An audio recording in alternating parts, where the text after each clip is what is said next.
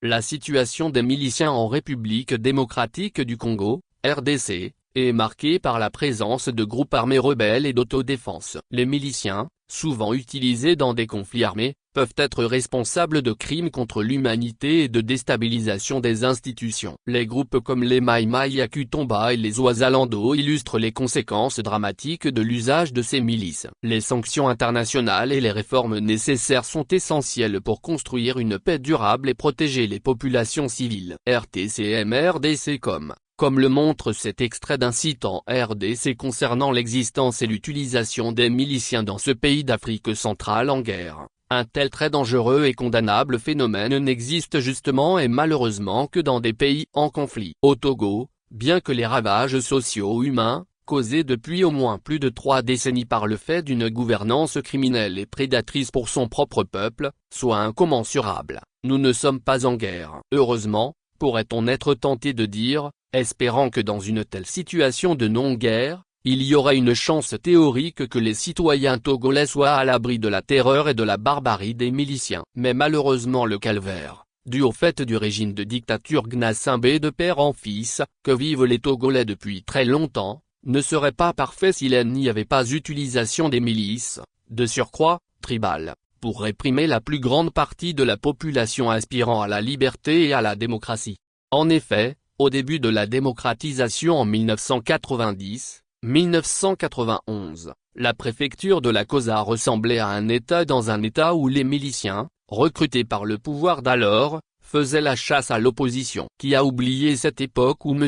Akrima Kogoé, ancien directeur adjoint à l'enseignement du 3e degré, plus tard directeur général à la SALT, s'était autoproclamé préfet de la Kosa, après que la préfet, Madame Gazaro Verret, nommée par le premier gouvernement de transition du Premier ministre Joseph Kokukofigo, fut renvoyée sur son instigation et sur celle d'un certain Sogoyou Kegewe. Et en tant que témoin oculaire, nous avons déjà eu l'occasion de rappeler, en 1991, après la conférence nationale et en notre qualité de reporter à la TVT, nous accompagnâmes avec notre équipe une délégation du Haut Conseil de la République, HCR, Parlement de transition, pour une tournée de sensibilisation dans le nord du pays. Si la délégation n'eut aucun problème pour tenir ses meetings à Sokodé, Bafilo, Mango, Daparan et Saint-Cassé, il ne fut pas possible pour les hauts conseillers de la République de délivrer leur message du renouveau démocratique aux populations de Kara. L'ancien journaliste à Radio Kara, le chef activiste pro-RPT et pro-Eyadema,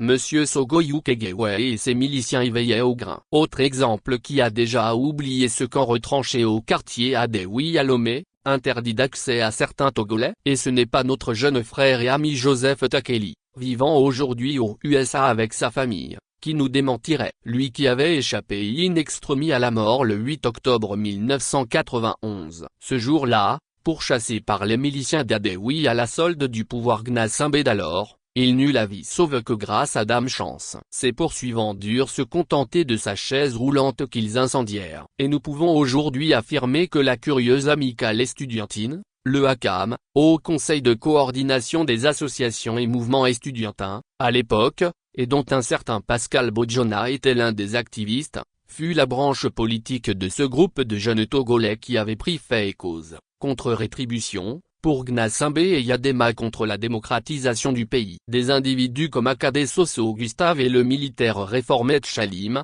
dont la fin ne fut pas des plus enviables, ne laissèrent pas forcément de bons souvenirs quant à la persécution d'autres Togolais qui voulaient le changement. L'autre militaire réformé, Simdjalim Pouli, grand milicien qui opérait avec son groupe à Adidogomé, Kodomé, Casablanca jusqu'à la frontière du Ghana, connut également une mort atroce laissant derrière une malheureuse veuve avec 4 petites filles. En effet, dans la nuit du 16 juin 1998, lui et 2 de ses lieutenants, avec une brique de 15 plein chacun au dos, furent transportés par hélicoptère et jetés à la mer, parce qu'ils réclamaient avec insistance qu'on leur trouve du travail au port. Dépassés par l'évidence des images de miliciens qui opéraient en toute liberté en s'en prenant violemment aux manifestants lors des dernières manifestations de l'opposition de juin et juillet 2025, surpris par la vitesse de l'information et surtout par les virulentes critiques à ce sujet dans la presse nationale et internationale et sur les réseaux sociaux, Fort Gnassingbé et son entourage sont obligés de faire tomber le masque,